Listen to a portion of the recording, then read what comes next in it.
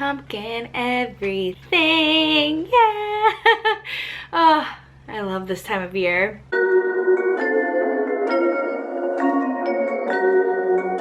Hello everyone, welcome back to my channel. Today I have another one of my favorite videos to do for you guys, and that is a fall autumn book recommendations video for you. I've done plenty of these in the past, so I will link them down below or up here in the cards for you to check out, because I'm trying not to repeat myself in my recommendations. I kind of want them to be a little bit fresher, but there might be a couple repeats in here, I don't know, but I have a few stacks here, nothing crazy to recommend you guys for the fall, and yeah, so let's just get into it. In case you didn't know, this is my favorite time of the year in the US, when the fall comes upon us and the leaves change and the weather gets crisper and fresher. I just love this time of year so much, and I love living on the northeast coast because it's just so beautiful this time of year. But also it makes you want to read more of like an atmospheric book, and that's all I want to read right now. I have a huge TBR pile, in case you didn't know, if you want to check out my latest video for my TBR. I have a lot of books that I want to read this season, so definitely check that out if you haven't already. But let's get into my recommendations, and hopefully you can find some new books to pick up for this beautiful fall season. So the first book I'd like to recommend to you is Stephen King's Night Shift. This is one of my favorite short story collections ever, and I absolutely cannot live without this book. I revisit a couple of stories in here every year just to kind of get myself in the autumnal mood, and they're just so spooky and so great, and they're like short and sweet. So it's really, Stephen King is so great at telling short stories, so I definitely recommend this. And this recommendations video can be all about Stephen King, because you guys know I love his writing a lot, but I'm trying to keep it Stephen King light. But I do recommend this, and obviously Salem's Lot by Stephen King. I love both of these, and actually Night Shift has a prequel short story to Salem's Lot in it called Jerusalem's Lot, and it's about this town just outside of Jerusalem's Lot called Chapelwaite, which they just recently made into an Epix TV show, which I'm absolutely loving. It is so scary, it's brutal, gory, and it's historical, which I love. It takes place in like the early 1800s, so definitely check it out if you haven't already. I just absolutely love that show, and these books are some of my faves. And another Stephen King book I'd like to recommend for the autumn season, and that is Pet Sematary. This is by far my favorite Stephen King book of all time. It's #1 on my list, and I've sat with that for quite a while trying to think which book is my #1. I loved Bag of Bones as well, but this is just all the spookiness, and I actually discovered, believe it or not, I discovered Stephen King by watching the Pet Sematary movie when I was a kid.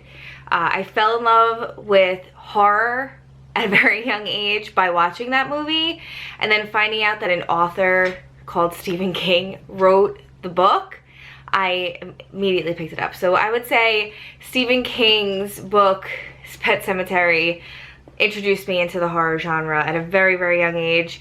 I did read Fear Street and Goosebumps and all of that, but this kind of turned me into like a different like world, if you know what I mean. So Pet Sematary, it's a great book. It's horror, it's about grief, and yeah, it's just amazing. And we are reading it for our Horror in 24 book of the month in October. So if you are interested in joining us in reading this, and you've never read it before or you want to reread it, join us at Horror in 24 for the month of October. We have a Discord. We will be doing a live show for this, and maybe a little Halloween party. So definitely read with us. Check it out. It's one of my faves, and I think it's all my co-hosts' faves too. I think we've all really loved this book. Sorry if the camera angle looks different. I had to answer a phone call that was coming in. Justin was calling me. He was landing from his work trip and wanted to tell me he landed safely, so I had to answer the phone. But without further ado, let's get back into my fall recommendations. So the next book that I want to recommend for the fall, which is also kind of a dark academia, and I feel that there are so many new dark academia books, series, all that coming out now, and we're all just kind of visiting that genre, if you consider it a genre now, but it's kind of been around for a little while. So I will say, for me, for a series, The Raven Boys by Maggie Stiefvater, I would put this in the category of dark academia. This also has a clairvoyant like family of women who can pretty much see the future. Our main character, Blue, who doesn't have the same abilities as her family does, but they use her as a conductor for their clairvoyancy to tell the future. So without her being in the room, they can't do their job, basically. So there are a bunch of tarot readers, fortune tellers, things like that, which I think is so cool and right up my alley, and I love this series so much. And then comes the gang of boys from this school that she goes to, and they are very much interested in the supernatural, and they're very much interested in finding ley lines to find this kind of treasure. So you're kind of having that dark academia vibes. You got that supernatural, like Supernatural, the TV show kind of vibes going on, as well as, because there's, you know, the boys drive these awesome like cars similar to Dean in Supernatural, so I always picture that. And then you have, and also the movie The Covenant. I don't know if anybody's ever seen that. It's one of my favorite movies, like teenager movies. I think it's such a cool movie. Definitely check it out. It's about a bunch of guy like magicians that have powers, basically, and it's like a secret society type thing. Really cool movie. Not a lot of people talk about it, but anyway, getting back to the book. So these boys are really interested in finding these ley lines, which kind of connects to like some type of treasure, finding answers, and so you kind of get those Goonies vibes as well with this book. I really love it. It's such a great series. So definitely, if you've never picked this up, this has been like a Booktube favorite for over the years. I'm pretty sure Books and Lala, this is her favorite series ever. And it's one of my favorite series ever. And I think I'm going to pick it up again this season because it's been so long since I've reread this series. But it really just gives you such autumn vibes, and it does take place during that time of year as well. So you just get the atmosphere, the world, the ley lines with the tarot readings, and you just have that dark gothic vibe along with the school dark academia vibes. Like, it's such a great series. I can go on and on about it. I don't want to give too much away because there is a lot of plot twists in the series. A lot of cool stuff happens. So the first book is not so climactic. Is that the right word? Am I saying that correctly? Am I using that correctly? I don't even know. But it doesn't, the first book more towards the end, but as you get into the series, you just become more addicted to it. Obviously, the first book in a series has to just be info dumpy to kind of introduce you to the world. But definitely make sure you get to the second book. If you're not liking the first, get to the second one. You will change your mind, I promise you. The next book that I'd like to recommend to you for the fall would be The Historian by Elizabeth Kostova, which I read this last year during this time, and I think it was one of the only books that I read because it's pretty dense, not gonna lie. This is definitely like a history book, but this is really interesting. If you like Dracula, if you like Dracul, which I recommend to everybody as well. I'm not putting it in this video because I feel like I put it in all my recommendations videos, which will be linked somewhere up here or down below for you guys to check out. But Dracul is like a prequel to Dracula, and this is also kind of ties into the history aspect of Dracula. Like, did Dracula really exist? Now you have this historian who visits that and wants to find out if Dracula really did exist. So he's investigating all of the works of Bram Stoker and reading his letters and coming to find out that maybe there is this like secret society that vampires do exist. It's really hard to explain what this book is about. Just pick it up, check out the synopsis for yourself. I had a great time reading this, and this is probably one of the most well-written books I've ever read. It's quite literary, so it is very wordy, but it's a great topic, especially if you are a fan of Dracula and vampires. This is the book for you. It does take place in a college and a school where there is like weird things happening, kind of like the Da Vinci Code in a way. So really interesting. Check it out. It's very thrilling as well. So yeah, I highly recommend this.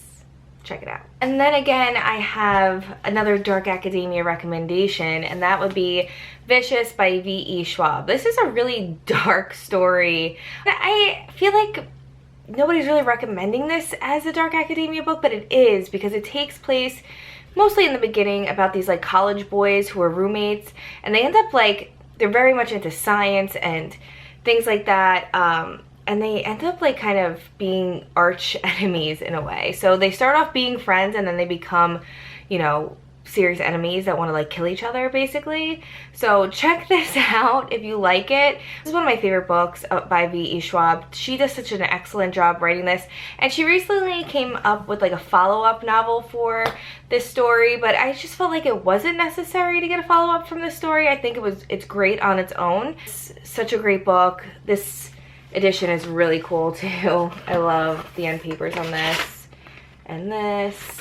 But I will read you the synopsis in case you never heard of this before. It's been floating around on YouTube for a really long time.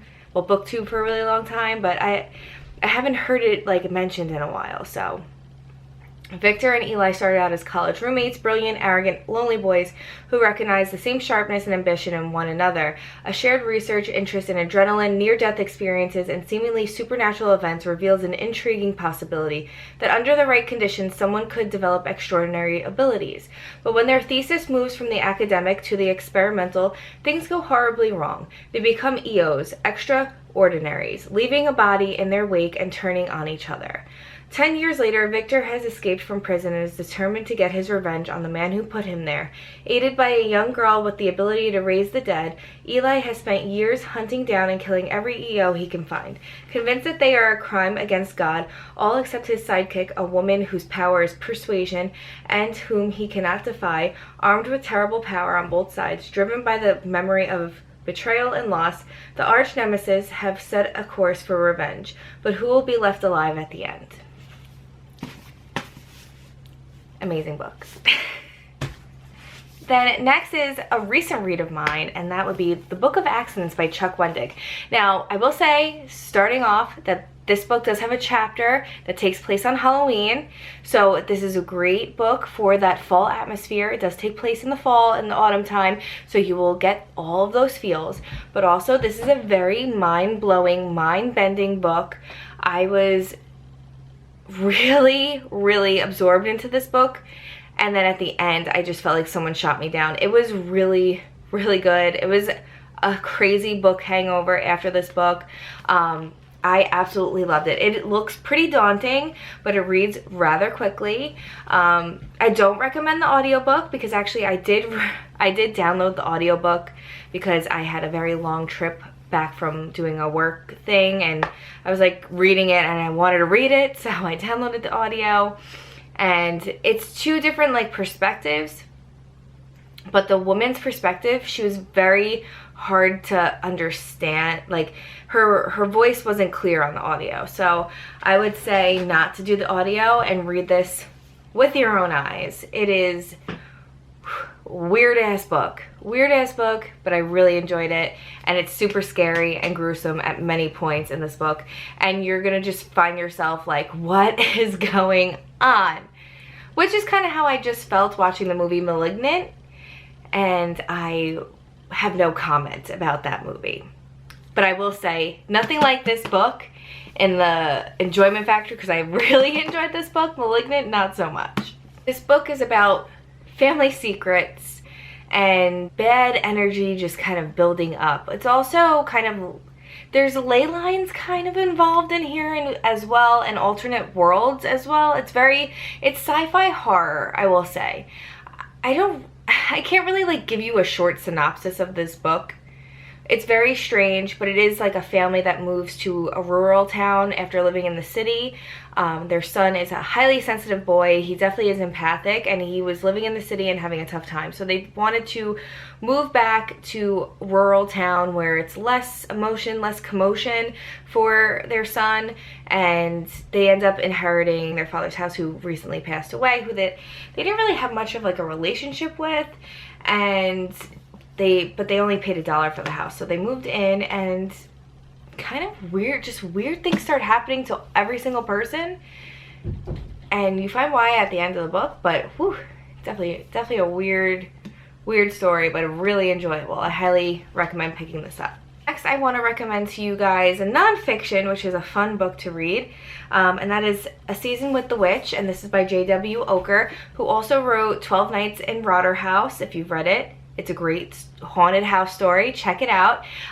This author wrote a nonfiction about Salem, Massachusetts, and this is a great, like, literary visit to Salem. If you can't make it there this year because of COVID or whatever, if you want to know some history about Salem, if you want to know what goes on during Halloween in Salem, definitely check this out. It's one of my favorites. I love it. He did such a great job. He stayed there for like, I want to say 2 months, and just getting to really know everybody in the town and getting to know what goes on in Salem during Halloween. It's more than just like a whole production. Like, there's so much heart in Salem and the people of Salem. So this book really shows that, how much work really goes into everything.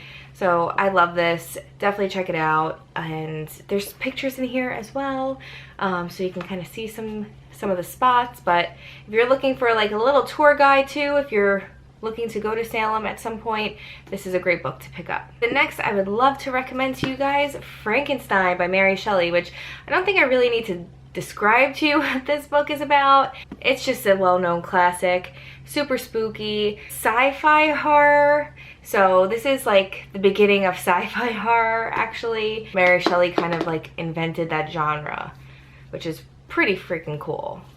So yeah, and I'm actually going to be revisiting this story this fall as well. The next I want to recommend Magic Lessons by Alice Hoffman. This is not a horror book, but this does take place in Salem, and it is a prequel to the prequel of Practical Magic. This follows Maria Owens, who is the ancestor of the Owens women, who pretty much started off the entire curse that is based off the Practical Magic movie and the book that curses all the women, Owens women of the family, of ever falling in love. So this is a great story. Made me cry a lot, but there's so much witchcraft in this one, like a lot more witchy stuff in this one. So definitely check it out if you're looking for that. And you totally get the fall vibes in here, a lot of fall vibes in here. Next, I'd like to recommend to you The Legend of Sleepy Hollow, and this is by Washington Irving.